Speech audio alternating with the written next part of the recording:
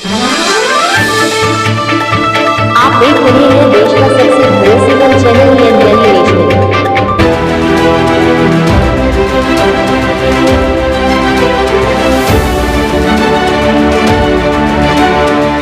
केंद्र सरकार वक्फ बोर्ड की संपत्तियों पर नियंत्रण के लिए विधेयक ला सकती है।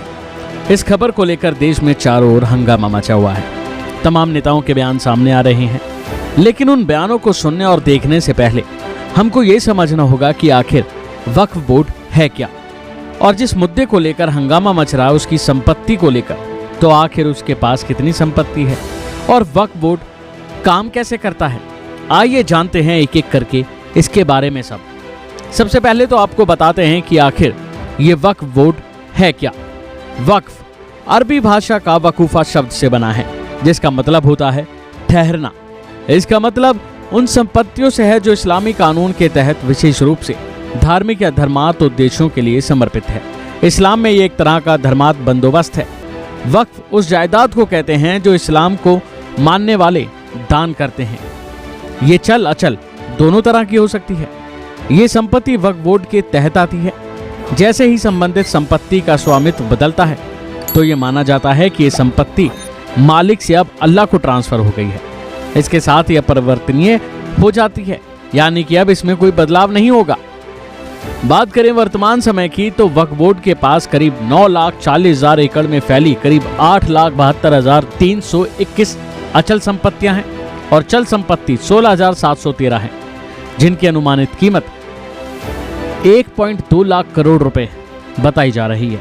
ये संपत्तियां विभिन्न राज्य वक्फ बोर्डों द्वारा प्रबंधित और नियंत्रित की जाती हैं और इनका विवरण Waqf assets management system of India के पोर्टल पर दर्ज किया गया है। आपको ये जानकर भी हैरानी होगी कि वक्फ बोर्ड सशस्त्र बलों और भारतीय रेलवे के बाद भारत में तीसरा सबसे बड़ा भूस्वामी है। उत्तर प्रदेश में सबसे ज्यादा वक्फ की संपत्ति है। यूपी में सुन्नी बोर्ड के पास 2,10,239 संपत्तियां हैं, जबकि शिया बोर्ड के पास 15,386 संपत्ति है। हर साल हजारों व्यक्तियों द्वारा बोर्ड को वक्फ के रूप में संपत्ति दी जाती है, जिससे इसकी संपत्ति में इजाफा होता है। आइए जानते हैं कैसे काम करता है वक्फ। वक्फ के पास काफी संपत्ति है जिसका रखरखाव ठीक से हो सके और धर्मार्थ के लिए ही काम आए। इसके लिए स्थानीय से लेकर बड़े स्तर पर कई बॉडीज हैं जिन्हें वक्फ बोर्ड कहते हैं। तकरीबन हर स्टेट में सुन्नी और शिया वक्फ हैं। इनका काम उस संपत्ति की देखभाल और उसकी आय का सही इस्तेमाल करना होता है। इस संपत्ति से गरीब और जरूरतमंदों की मदद करना, मस्जिद अन्य धार्मिक संस्थानों को बनाए रखना, शिक्षा की व्यवस्था करना और अन्य धर्मों के कार्यों के लिए पैसे से मदद देने संबंधी चीजें शामिल होती हैं। सेंटर ने वक्फ बोर्डों के साथ तालमेल बैठाने के लिए सेंट्रल वक्फ काउंसिल बनाया हुआ है। Waqf assets management system of India के मुताबिक देश में कुल 30 वक्फ बोर्ड्स हैं। इनके हेडक्वार्टर ज्यादातर राजधानियों में हैं। आइए वक्फ बोर्ड के इतिहास पर नजर डालते हैं। 1954 में पहला वक्फ आया और 1995 में संशोधन हुआ। भारत सरकार ने वक्फ बोर्ड अधिनियम 1954 के तहत भारत से पाकिस्तान गए मुसलमानों की जमीन वक्फ बोर्ड को दे दी। 1991 में बाबरी विध्वंस की भरपाई के लिए 1995 में पीवी नरसिम्हा राव के नेतृत्व वाली कांग्रेस सरकार ने वक्फ बोर्ड अधिनियम में बदलाव करके वक्फ बोर्ड को जमीन अधिग्रहण के असीमित अधिकार दे दिए। इसके बाद बात करें साल 2013 की तो संशोधन हुआ जो सबसे अहम था।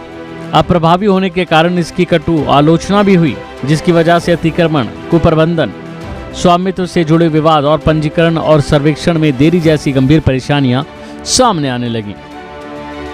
कांग्रेस सरकार ने मार्च 2014 में लोकसभा चुनाव से ठीक पहले राजधानी में 123 प्रमुख संपत्तियों को दिल्ली वक्फ बोर्ड को तोहफे में दे दिया। पूर्व प्रधानमंत्री मनमोहन सिंह ने 2014 में राष्ट्रीय वक्फ विकास निगम लिमिटेड के शुभारंभ के दौरान कहा था कि वक्फ बोर्ड के तहत संपत्तियों का उपयोग मुस्लिम समुदाय के सामाजिक आर्थिक विकास और लाभ के लिए किया जा सकता है। अब आपको बताते हैं कि आखिर कौन दे सकता है डोनेशन।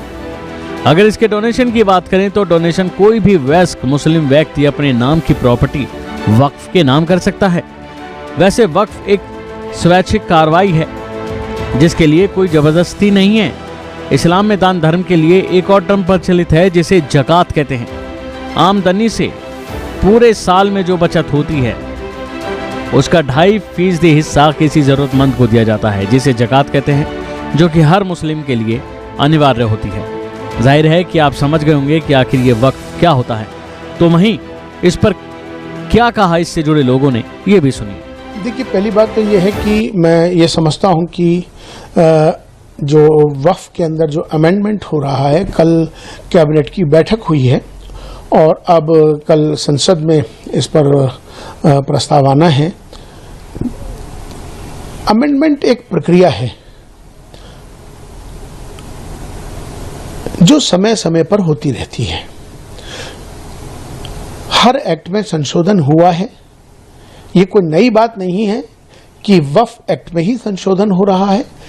वक्फ एक्ट में भी बार बार संशोधन हुए हैं और ये एक प्रक्रिया है, समय के साथ, समय के अनुसार वो की जाती है।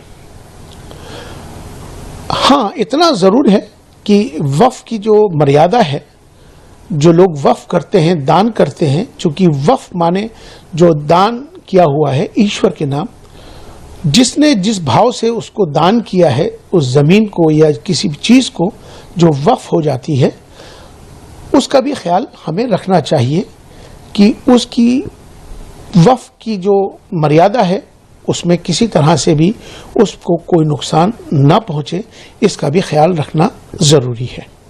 देखिए, वक्फ प्रॉपर्टी जो भी मुसलमान वक्फ करता है या वक्फ ऑलरेडी की है, उसका बुनियादी मकसद ये होता है कि वो किसी न किसी चैरिटेबल पर्पस के लिए या जिस भी पर्पस के लिए वक्फ की गई है उसको उसी पर्पस के लिए इस्तेमाल किया जाए, जिसको कि वाक़िफ़ की मंशा कहते हैं। तो लिहाजा पूरे मुल्क में लाखों प्रॉपर्टीज़ हमारे बुज़ुर्गों ने इस मकसद के लिए वक्फ की है, जिसमें कि ज़्यादा जो प्रॉपर्टीज़ हैं, अराउंड आप कह सकते हैं मोर देन 60 to 70% प्रॉपर्टीज़ मसाजिद यानी मस्जिदें और कब्रिस्तानों और दरगाहों की शक्ल में हैं। और इसी के साथ साथ मुल्क में इन प्रॉपर्टीज़ को रेगुलेट करने के लिए 1995 का वक्फ एक्ट मौजूद है। फिर 2013 में गवर्नमेंट ने उसमें कुछ अमेंडमेंट्स किए और ये वक्फ बोर्ड मुल्क भर में अपना काम कर रहा है।